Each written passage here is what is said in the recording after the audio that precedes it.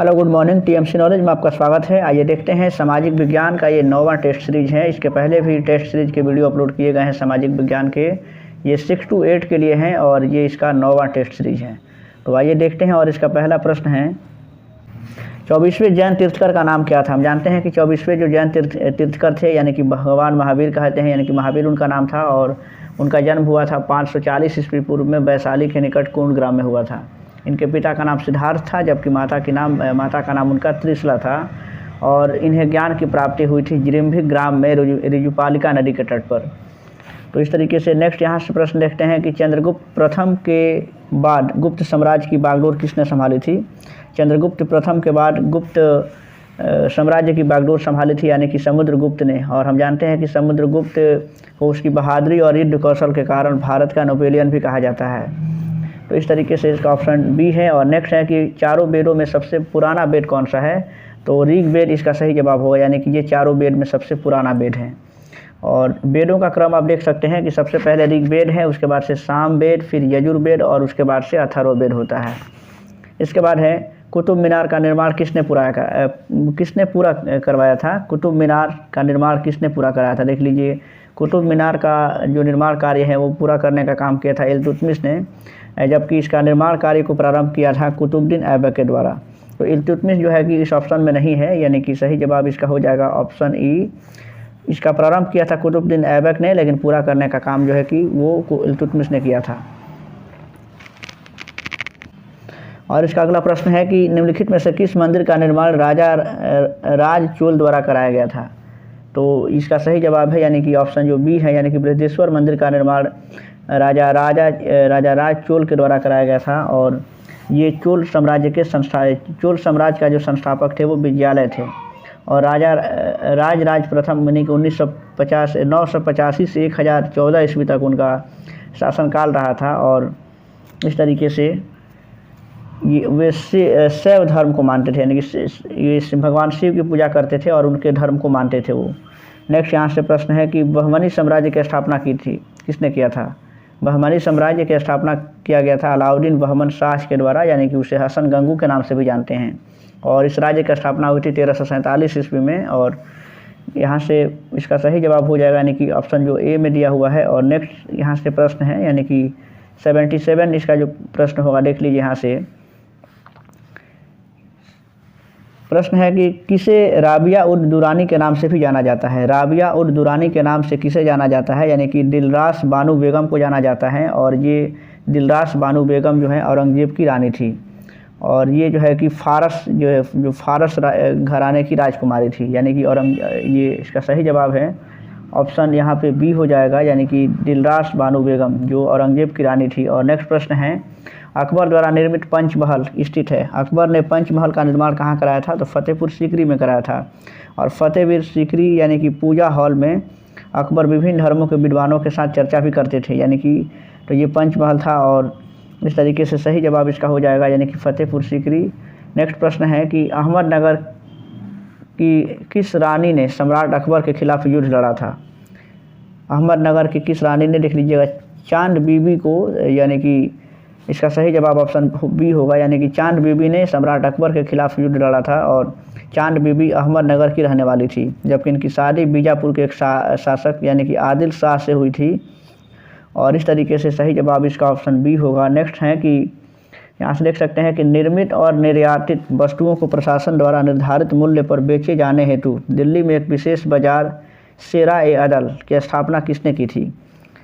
आप देख सकते हैं यहाँ पे। और ये जो है कि दिल्ली में जो ये बाज़ार लगा था, यानी कि अलाउद्दीन खिलजी, यानी कि बाज़ार नियंत्रण संबंधी बहुत सारे प्रश्न से पूछे जाते हैं। तो देखिए यहाँ पे जो अलाउद्दीन खिलजी के द्वारा ये शेरा-ए-अदल की स्थापना की गई थी। और शेरा-ए-अदल यानी कि सरकारी सहायता प्राप्त बाज़ार था, जहाँ पर वस्त्र और अन्य वस्तुओं का व्यापार भी होता था। जानते हैं कि अलाउद्दीन खिलजी जो है ये खिलजी वंश के थे और एक प्रसिद्ध शासक भी थे वहाँ के। मूल्य नियंत्रण प्रणाली भी जो प्रणाली थी, यानी कि अलाउद्दीन खिलजी ने ही लाया था। और बाजार नियंत्रण प्रणाली की शुरुआत भी की थी। तो इस तरीके से अलाउद्दीन खिलजी को सार्वजनिक वितरण प्रणाली का जनक भी कहा जाता है। तो इस तरीके से सही जवाब इसका हो जाएगा, यानी कि अलाउद्दीन खिलजी, जो कि ऑप्शन में नहीं है, यानी कि ऑप्शन ई राइट आंसर है। और नेक्स्ट है कि भारतीय राष्ट्रीय कांग्रेस की पहली महिला अध्यक्ष का नाम बताना है। तो पहली महिला अध्यक्ष यानी कि ये प्रश्न कई बार मिल चुका है, एनी बेसेंट इसका सही जवाब होगा। और जबकि कांग्रेस पार्टी के जो प्रथम अध्यक्ष थे यानी कि WC बनर्जी थे, 28 दिसंबर और 1885 को कांग्रेस की स्थापना मुंबई में हुई थी। और नेक्स्ट यहाँ पे प्रश्न हम देख सकते हैं, जबकि एक बात इसमें और है, आप देख लीजिए कि भारतीय राष्ट्रीय कांग्रेस की पहली भारतीय महिला अध्यक्ष कौन थी, तो वो सरोजिनी नायडू होगा। और नेक्स्ट इसका प्रश्न है कि भगत सिंह और बटुकेश्वर दत्त ने दिल्ली केंद्रीय विधानसभा में स्मोक बम फेंके, वे किसका विरोध कर रहे थे? वे लोग विरोध किसका कर रहे थे, देख लीजिएगा। वे trade distribute bill and public safety bill का विरोध कर रहे थे और इसके लिए भगत सिंह और बटुकेश्वर दत्त ने 8 अप्रैल 1929 को केंद्रीय विधानमंडल में बम फेंका था। तो इसका सही जवाब ऑप्शन सी होगा। और नेक्स्ट प्रश्न देखते हैं कि इसका 83वां प्रश्न है कि निम्नलिखित में से किसने कभी भी भारतीय राष्ट्रीय कांग्रेस की अध्यक्षता नहीं की थी? आप ऑप्शन देख सकते हैं, देखिएगा। और सही जवाब इसका ऑप्शन बी है, BR अम्बेडकर ने कांग्रेस के अध्यक्षता कभी भी नहीं किया था।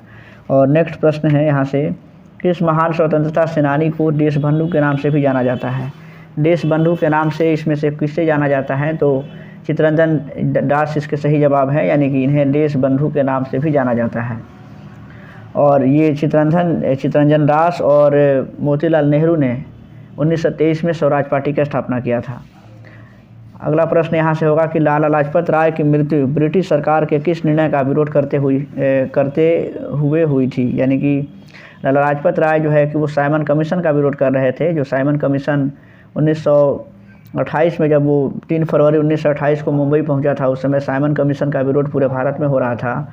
और उसी क्रम में जो लाठीचार्ज किया गया था, यानी कि पुलिस जो अधिकारी सैंडर्स की लाठी से उनको चोट लगी थी और 17 नवंबर 1928 को उनकी मृत्यु हो गई थी। यहाँ से 86 जहाँ से प्रश्न देख सकते हैं आप कि उस गवर्नर जनरल का नाम बताइए जिसे पैरामाउंटेसी नामक नीति का शुभारंभ किया था, यानी कि शुरुआत की थी। तो ये लॉर्ड हेस्टिंग के द्वारा इसकी शुरुआत की गई थी। लॉर्ड हेस्टिंग इसका सही जवाब होगा। जबकि ये नीति जो थी, यानी कि 19वीं शताब्दी के प्रारंभ में क्षेत्रीय विस्तार हेतु कंपनी द्वारा अपनाई गई एक आक्रामक नीति थी, जिसे पैरामाउंटेसी के नाम से भी जानते हैं। नेक्स्ट है कि 4 स्मारक सूचीबद्ध किए गए हैं, यहाँ देख सकते हैं। इनमें से 3 जो है कि किसी तरह से संगत है और 1 असंगत है। असंगत का चयन करना है। आप देख सकते हैं राजघाट, स्मृति स्थल, किसान घाट, और यहाँ पे दिया है उपयुक्त में से एक से अधिक। तो आप यहाँ से देख सकते हैं कि जो ऑप्शन दिए गए हैं, यानी कि राजघाट पर ये समाधि स्थल है, महात्मा गांधी का है। किसान घाट चौधरी चरण सिंह की समाधि स्थल है, जबकि स्मृति स्थल जो है ये अटल बिहारी वाजपेयी की समाधि स्थल है। तो इसमें से देखिएगा, अटल बिहारी वाजपेयी को छोड़ करके अन्य सभी जो कांग्रेस से संबंधित रहे थे, जबकि अटल बिहारी भाई जो वाजपेयी थे उनसे संबंधित नहीं थे। यानी कि ऑप्शन बी जो है स्मृति स्थल, ये अटल बिहारी वाजपेयी की समाधि स्थल है, ये इनमें से भिन्न होगा ऑप्शन के अनुसार। नेक्स्ट है, इनमें से किस युद्ध में भारत ने ब्रिटिश उपनिवेशवाद की नींव रखी थी? किस युद्ध ने भारत में ब्रिटिश उपनिवेशवाद की नींव रखी थी? ये 88 प्रश्न है और इसका सही जवाब हो जाएगा, यानी कि प्लासी का युद्ध हुआ था, जो 23 जून और 1757 को भागीरथी नदी के तट पर रॉबर्ट क्लाइव और बंगाल के नवाब सिराजुद्दौला के बीच में लड़ाई हुई थी। और इस लड़ाई से भारत में ब्रिटिश उपनिवेशवाद की स्थापना हो गई। और इस युद्ध में मीर जाफर ने अंग्रेज़ों का सहयोग भी किया था। जबकि अगला प्रश्न है कि साइमन कमीशन में कितने भारतीय सदस्य थे? तो साइमन कमीशन में भारतीय सदस्य बिल्कुल थे ही नहीं, इसीलिए तो साइमन कमीशन का विरोध किया जा रहा था। साइमन कमीशन की स्थापना जो हुई थी 1927 में हुई थी और इसमें 7 सदस्य थे, जबकि सभी के सभी उसमें से ब्रिटिश संसद के सदस्य थे। इस तरीके से भारत का इसमें से कोई भी सदस्य नहीं था। और इसका अगला प्रश्न देखते हैं कि उस व्यक्ति का नाम बताइए जिसने 1917 में महात्मा गांधी को चंपारण लाने में अपनी अहम भूमिका निभाई थी। तो ऑप्शन में जो राजकुमार शुक्ल हैं और ये चंपारण के किसान थे और इन्हीं के बुलाने पर महात्मा गांधी चंपारण में आए थे 10 अप्रैल 1917 को। और नेक्स्ट यहाँ से प्रश्न है कि विश्व का सबसे बड़ा कॉफ़ी उत्पादक देश कौन सा है? कॉफ़ी उत्पादक देश विश्व का सबसे बड़ा कौन है? यानी कि ब्राज़ील इसका सही जवाब होगा। और जबकि दक्षिण अमेरिका का जो ये देश है, यानी कि ब्राज़ील दक्षिण अमेरिका का देश है और इसे कहवा का पात्र यानी कि कहवा का बर्तन भी कहा जाता है। और ब्राज़ील में कहवा का जो बाग होता है उसे फजेंडा के नाम से भी जानते हैं। तो इस तरीके से भारत का सबसे बड़ा जो कॉफ़ी का अगर उत्पादक राज्य देखें तो वो कर्नाटका है। और नेक्स्ट प्रश्न है कि इनमें से किस नदी के भाग को 1988 में राष्ट्रीय राजमार्ग यानी कि जलमार्ग 2 घोषित किया गया था। इसका सही जवाब होगा यानी कि जो ब्रह्मपुत्र नदी के भाग हैं उसमें 1988 में उसे राष्ट्रीय जलमार्ग 2 घोषित किया गया था, यानी कि सही जवाब इसका ऑप्शन इसमें नहीं दिया है, यानी कि ऑप्शन ई राइट आंसर होगा। नेक्स्ट है कि वह पुस्तक जिसमें सभी लुप्त प्राय जानवरों और पौधों का रिकॉर्ड रखा जाता है उसे क्या कहते हैं। आप ये सब आसानी से जानते होंगे, यानी कि रेड डाटा बुक होता है जिसमें सभी लुप्त प्राय और जानवरों के और पौधों के रिकॉर्ड को रखा जाता है। तो इस तरीके से रेड डाटा बुक के में जो विभिन्न जानवर और पौधों को जो नाम उसमें दिए गए हैं या रखे गए हैं तो उसको 9 वर्गों में विभाजित किया गया है। और ये रेड डाटा बुक कौन जारी करता है, तो यानी कि IUCN यानी कि international union for conservation of nature, ये जो है कि उसको जारी करने का काम करता है। और नेक्स्ट है कि निम्नलिखित में से किस भारतीय राज्य की सीमाएं नेपाल की सीमा के साथ नहीं लगती हैं, और इसका सही जवाब ऑप्शन बी यानी कि झारखंड होगा। नेक्स्ट प्रश्न देखते हैं, 95वां प्रश्न यहाँ से है, 95 नंबर देख लीजिएगा यहाँ से कि विश्व के कुल पृष्ठीय क्षेत्रफल में भारत का कितना हिस्सा है। विश्व का जो कुल पृष्ठीय क्षेत्रफल है उसमें भारत का हिस्सा कितना है, तो 2.4% भारत का हिस्सा उसमें होता है। और जानते हैं कि भारत जो है कि क्षेत्रफल के मामले में विश्व का 7वां सबसे बड़ा देश है और ये उत्तरी गोलार्ध में स्थित हैं। तो इस तरीके से अगला प्रश्न देखते हैं कि 1982 में भारत सरकार द्वारा निम्नलिखित में से किसे समुद्री संरक्षण के लिए समुद्री राष्ट्रीय उद्यान घोषित किया गया है, आप देख सकते हैं। और इसका सही जवाब होगा यानी कि जो कच्छ की खाड़ी है उसे 1982 में भारत सरकार ने समुद्री संरक्षण हेतु समुद्री राष्ट्रीय उद्यान घोषित किया है। और देखिए इसका 97वां प्रश्न है कि उत्तर ध्रुवीय वृत्त से भूमध्य रेखा तक जाने के लिए किसी व्यक्ति को बायोम से किस क्रम से गुजरना पड़ेगा। ये इसका नेक्स्ट प्रश्न है और इसका सही जवाब है कि उसे जो है कि टुंड्रा, टाइगा, समशीतोष्ण वन और उष्णकटिबंधीय वर्षा वनों से होकर के गुजरना पड़ेगा। और टुंड्रा बायोम में 60 डिग्री उत्तरी अक्षांश से उत्तर के एशियाई, यूरोपीय और उत्तरी अमेरिका विरल वनस्पति क्षेत्र आते हैं, यानी कि सही जवाब इसका ऑप्शन बी है। और नेक्स्ट प्रश्न है कि औद्योगिक नीति संकल्प 1956 ने उद्योगों को बताना है कि कितने श्रेणियों में वर्गीकृत किया है, और इसका सही जवाब है कि इसे 3 श्रेणियों में वर्गीकृत किया गया है। नेक्स्ट प्रश्न है कि उस योजना का नाम बताइए जो 18 से 70 वर्ष के आयु वर्ग के सभी लोगों को दुर्घटनावश मृत्यु या पूर्ण विकलांगता के मामले में 2 लाख रुपये का और आंशिक विकलांगता के मामले में 1 लाख रुपये का जोखिम कवरेज करता है। तो इसका सही जवाब यानी कि इसका ऑप्शन सी होगा, यानी कि प्रधानमंत्री सुरक्षा बीमा योजना के तहत ये प्रावधान है। और इस योजना को वर्ष 2015 में यानी कि 2015 में उसे शुरुआत इसकी की गई थी। और नेक्स्ट प्रश्न है, इसका देख सकते हैं यहाँ से कि अगला प्रश्न है कि आप यहाँ से देख सकते हैं, ये प्रश्न कुछ कट जा रहा है, यहाँ से देख लीजिएगा कि निम्नलिखित में से किस बहुउद्देशीय परियोजना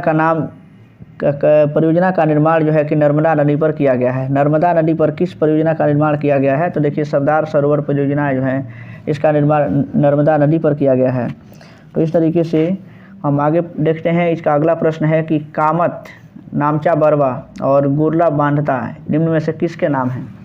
ये किसके नाम हैं आप देख सकते हैं, यहाँ पर ऑप्शन भी आपके सामने दिया गया है। तो इसका सही जवाब होगा यानी कि ये जो है कि हिमालय की पर्वतीय चोटियों के नाम हैं। तो इस तरीके से ऑप्शन बी इसका सही जवाब होगा। जबकि देखिएगा हिमालय का विस्तार भारत के उत्तर में उत्तर पश्चिम से लेकर के दक्षिण पूर्व तक हुआ है। और इस तरीके से हम इसमें जो चोटियाँ दी गई हैं, यानी कि देखिए इसमें जो कामत हैं, कामत की जो कुल ऊंचाई है आप यहाँ से देख सकते हैं कि कामत जो है कि ये कामेट भी कहते हैं, यानी कि 77 से 58 मीटर ये ऊंचा है। जबकि नामचा बारवा है, इसकी ऊंचाई 77 से 56 है। और जो ये लास्ट में दिया है गुरला मांडता, तो इसकी ऊंचाई 77 से 28 मीटर है।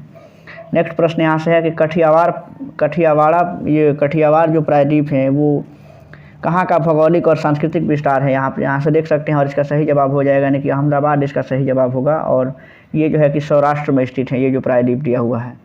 और इसका 100 देखिएगा 103 प्रश्न है कि प्लूटो ग्रह की खोज किसने की थी। प्लूटो ग्रह की खोज किसने की थी, और इसका सही जवाब है यानी कि क्लाइड टॉम्बाग ने इसकी खोज की थी। तो इस तरीके से ये इसका सही जवाब इसका ऑप्शन बी है। नेक्स्ट है कि दुनिया का पहला आधिकारिक एयरमेल फरवरी 1911 में ये कहाँ भेजा गया था, तो इसका सही जवाब है यानी कि इलाहाबाद से नैनी भेजा गया था, यानी कि सही जवाब इसका ऑप्शन सी होगा। नेक्स्ट है, इनमें से कौन सी पर्वत श्रृंखला स्विट्जरलैंड में स्थित है? स्विट्जरलैंड में कौन सी पर्वत श्रृंखला स्थित है? तो आल्प्स पर्वत जो होगा इसका सही जवाब होगा। और नेक्स्ट प्रश्न यहाँ से देखते हैं कि इनमें से कौन सा जलद मरुमध्य रूस और संयुक्त राज्य अमेरिका के राज्यों के बीच में स्थित है? कौन सा जो है कि इसमें से इसका सही जवाब होगा, यानी कि जो बेरिंग जलद मरुमध्य हैं जो कि रूस और अमेरिका के राज्यों के बीच में स्थित हैं।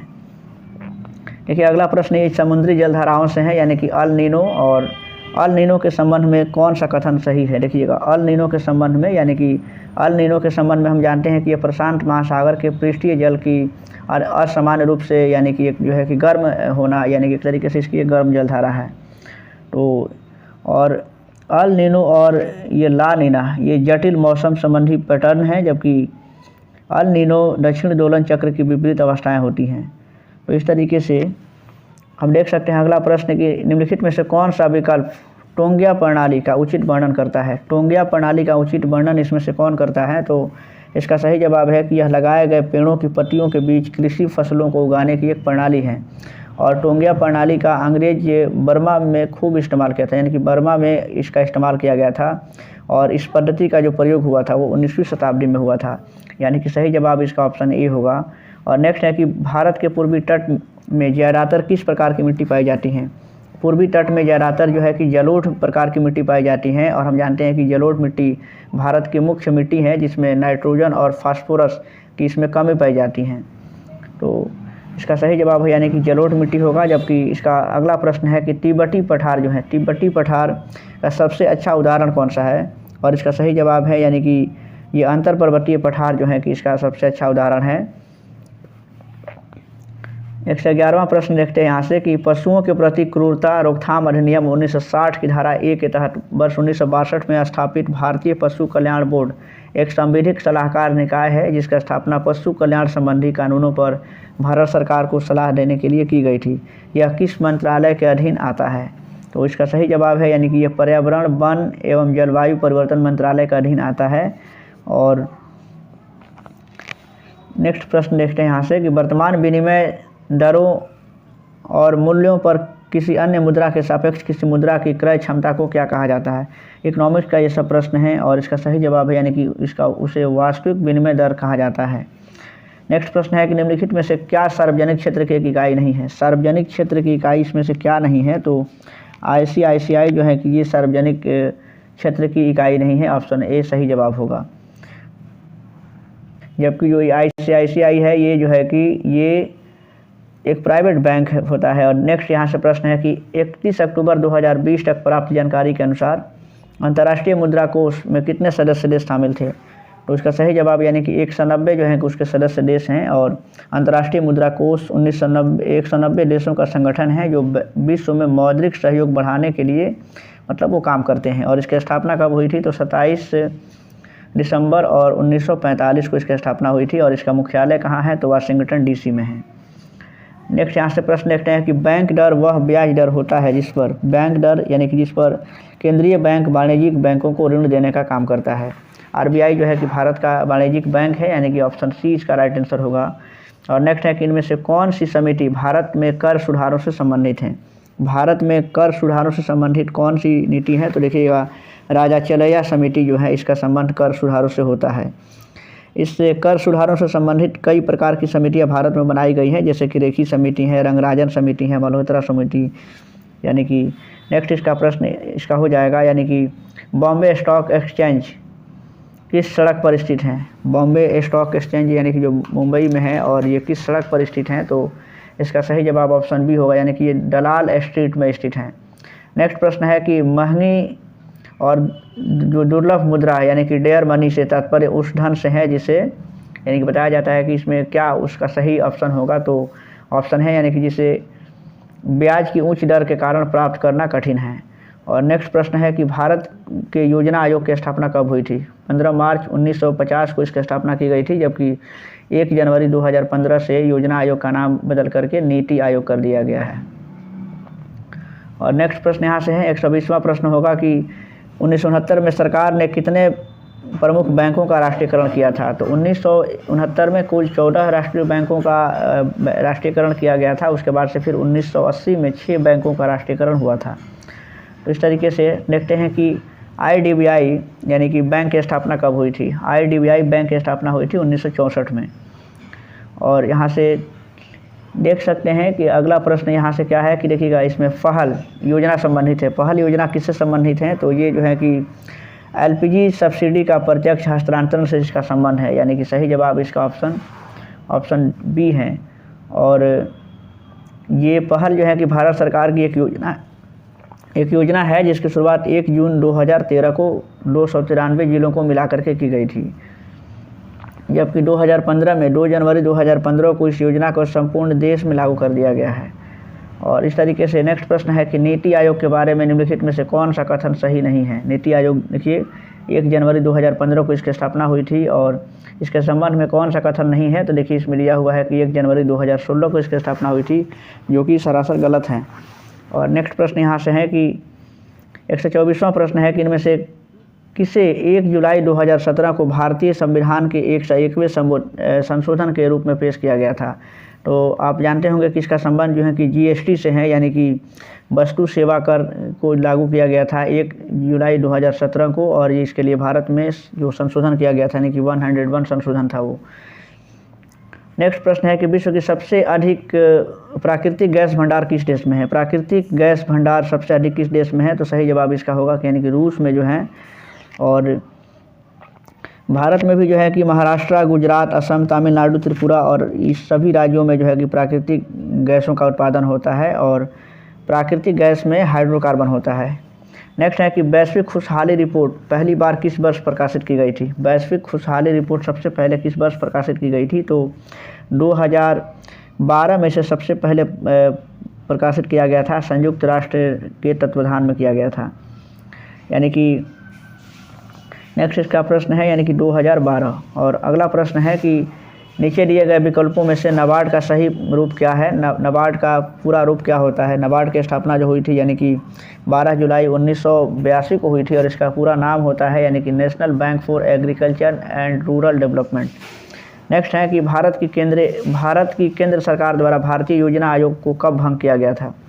योजना आयोग को भंग कब किया गया था? यानी कि इसमें सही जवाब इसका ऑप्शन देख लीजिए, ऑप्शन सी दिया हुआ है, यानी कि 2014 में इसे 15 अगस्त 2014 को प्रधानमंत्री ने योजना आयोग के स्थान पर एक नई संगठन की आवश्यकता बताई थी, और इसके तहत 1 जनवरी 2015 को योजना आयोग के स्थान पर नीति आयोग की स्थापना की गई थी, यानी कि ऑप्शन सी इसके लिए सही जवाब होगा। और नेक्स्ट प्रश्न है कि भारत का अधिकांश विदेशी व्यापार कैसे होता है? भारत का अधिकांश विदेशी व्यापार कैसे होता है? तो इसका सही जवाब है यानी कि समुद्री मार्ग व्यापार जो है समुद्री और हवाई मार्गों के माध्यम से होता है, यानी कि ऑप्शन बी इसके लिए सही है। और नेक्स्ट है कि इसमें देखिए इसे बताना है कि इसमें से कौन जो है कि भारत का सबसे पुराना व्यापार संघ संगठन है, ये बताना है। तो इसका सही जवाब यानी कि ऑप्शन बी होगा, यानी कि AITUC जो है ये सबसे जो है कि पहले यानी कि व्यापार संघ संगठन है, और इसका नाम है यानी कि all India trade union Congress की स्थापना 1920 में की गई थी, जबकि इसकी अध्यक्षता किए थे यानी कि लाला लाजपत राय सबसे पहले किए थे। नेक्स्ट प्रश्न है कि भारतीय संविधान की 8वीं अनुसूची में कितने भाषाओं को सूचीबद्ध किया गया है? 8वीं भाषाओं में यानी कि कुल 22 भाषाओं को सूचीबद्ध किया गया है, और इसमें पहले जो है कि 14 भाषाएँ थी, फिर बाद में उसे और भाषाओं को जोड़ा गया था। नेक्स्ट है कि भारतीय संविधान के किस अनुच्छेद के अंतर्गत ये बताना है कि हिंदी को राजभाषा घोषित किया गया था? और इसके लिए सही जवाब यानी कि अनुच्छेद 343 होता है, जिसके तहत हिंदी को राजभाषा घोषित किया गया था। भारतीय संविधान का कौन सा, अगला प्रश्न देख सकते हैं यहाँ से कि कौन सा संशोधन मौलिक अधिकारों के रूप में संपत्ति के अधिकार के उन्मूलन से संबंधित हैं? देखिए इसमें जो मौलिक अधिकार यानी कि जो 7 पहले मौलिक अधिकार थे, लेकिन इसमें जो 44वां संशोधन था जिसके तहत 1978 में संपत्ति के अधिकार को 300 क में रखा गया और इसे एक कानूनी अधिकार बना दिया गया। तो इस तरीके से इसका ऑप्शन इसमें नहीं है, यानी कि ऑप्शन ई राइट आंसर होगा। नेक्स्ट है कि भारतीय कृषि की मुख्य विशेषता क्या है? भारतीय कृषि की मुख्य विशेषता है यानी कि पशुपालन और फसलों की खेती एक साथ करना, यानी कि ये इसकी विशेषताएं होती हैं। नेक्स्ट है कि किस संवैधानिक संशोधन के द्वारा संविधान में मूल कर्तव्यों को जोड़ा गया था? देखिए संविधान को मूल कर्तव्यों में जोड़ा गया था यानी कि 42वें संविधान संशोधन यानी कि 1976 में। इस तरीके से ऑप्शन इसके लिए सी सही है। और भारतीय संविधान निम्नलिखित में से कौन से मौलिक अधिकार की गारंटी नहीं देता है? ये ऑप्शन है, आप देख सकते हैं यहाँ पे कि समानता का अधिकार, स्वाधीनता का अधिकार भी है, यानी कि इसमें से कौन जो है किसकी गारंटी नहीं देता है? तो ये भारतीय संविधान व्यवसाय का अधिकार की गारंटी नहीं देता है। और नेक्स्ट प्रश्न है कि यदि लोगों के एक विशेष समूह को केरल में तेलुगु माध्यम के स्कूल खोलने की अनुमति नहीं दी जाती है तो इसे किस मौलिक अधिकार का उल्लंघन माना जाएगा? तो इसका सही जवाब है, यानी कि इसमें ऑप्शन बी होगा, यानी कि सांस्कृतिक और शैक्षणिक अधिकार का उल्लंघन माना जाएगा यदि अगर ऐसा होता है तो। और इसका 138वां प्रश्न यहाँ से देखिएगा कि नगरपालिका का सदस्य बनने के लिए आवश्यक न्यूनतम आयु भारत के संविधान में कितना निर्धारित किया गया है? इसके लिए सही जवाब है, यानी कि 21 वर्ष की आयु होनी चाहिए। और हम जानते हैं कि जो संविधान का जो 74वां संविधान संशोधन था, यानी कि 1992 में जो पारित किया गया था, और उसमें भाग 9 जो जोड़ा गया है और इसके अंतर्गत नगरपालिका यानी कि नगर निकायों का उसमें प्रावधान किया गया है। राष्ट्रीय मानवाधिकार आयोग का अध्यक्ष होता है कौन सा? जो है कि इसमें सही जवाब है, यानी कि जो भारत के सेवानिवृत्त उच्च न्यायालय के जो मुख्य न्यायाधीश होते हैं ये इसके अध्यक्ष होते हैं राष्ट्रीय मानवाधिकार आयोग के। और अगला प्रश्न है कि भारत के राष्ट्रपति के महाभियोग की प्रक्रिया भारतीय संविधान के किस अनुच्छेद में उल्लिखित है? तो अनुच्छेद 61 में भारत पर महाभियोग लगाने का प्रावधान उसमें किया गया है संविधान के अनुच्छेद 61 के तहत। और इसका अगला प्रश्न है कि राज्यसभा के बारे में इनमें से कौन सा कथन सही है? राज्यसभा आप देख सकते हैं यहाँ पे ऑप्शन है और इसका सही जवाब है, यानी कि राज्यसभा को भंग नहीं किया जा सकता है। ये जो है कि सही सदन है, सही कथन इसमें का है। जबकि बाकी के जो कथन लिख रहे हैं, यानी कि बाकी वाले कथन सभी जो हैं कि वो गलत हैं। और नेक्स्ट है कि निम्नलिखित में से किस केंद्र शासित प्रदेश में विधानसभा है? विधानसभा इनमें से किस केंद्र शासित प्रदेश में है? और इसका सही जवाब है, यानी कि दिल्ली में है। और नेक्स्ट प्रश्न है कि पहली बार प्रधानमंत्री पद की शपथ लेते समय इनमें से किसकी आयु सर्वाधिक थी? इसमें सबसे अधिक जो है कि आयु में कौन सा जो है कि प्रधानमंत्री की शपथ लिए हैं? तो इसका सही जवाब होगा, यानी कि मोरारजी देसाई। और इनकी उम्र जो है कि इनकी उम्र उस समय 80 वर्ष थी जब वो प्रधानमंत्री बने थे देश के। और नेक्स्ट प्रश्न है कि भारतीय संविधान के किस अनुच्छेद के अनुसार प्राकृतिक पर्यावरण की सुरक्षा प्रत्येक नागरिकों का मौलिक कर्तव्य बताया गया है? तो इसका सही जवाब ऑप्शन बी होगा, यानी कि अनुच्छेद 51A में इसका जिक्र किया गया है। और नेक्स्ट है कि भारतीय संविधान के अनुच्छेद 35A किस वर्ष जोड़ा गया था? 1954 में से जोड़ा गया था। और नेक्स्ट प्रश्न देखते हैं कि जब कैबिनेट मिशन भारत आया था उस समय इंग्लैंड में कौन सा राजनीतिक दल सत्ता में थी? कैबिनेट मिशन जब भारत आया था यानी कि 1946 में, तो उस समय इंग्लैंड में लेबर पार्टी जो है कि वो सत्ता में थी। और इस तरीके से इसका अगला प्रश्न हम देख सकते हैं यहाँ से कि 147वां इसका प्रश्न होगा कि संविधान के भाग 6 में अनुच्छेद कितना में जो है कि राजकीय विधायिका के संगठन, संरचना, अवधि, अधिकारियों और प्रक्रियाओं का यानी कि विशेष अधिकारों का और शक्तियों आदि से जो है कि प्रावधान को संबंधित किया गया है? इसका सही जवाब है, यानी कि ऑप्शन बी राइट आंसर होगा, यानी कि 167 से 212 तक में राज्य की विधायिका के संगठन और इन विभिन्न जो है कि शक्तियों से संबंधित प्रावधान किए गए हैं। देखिए अगला प्रश्न है कि डिफू दर्रा ये कहाँ स्थित है? डिफू दर्रा कहाँ स्थित है? और इसका सही जवाब यानी कि अरुणाचल हिमालय में डिफू दर्रा स्थित है। तो इस तरीके से। और इसका नेक्स्ट प्रश्न है, यहाँ से देख सकते हैं कि भारत की संसद में पहला लोकपाल विधेयक कब पेश किया गया था? लोकपाल विधेयक कब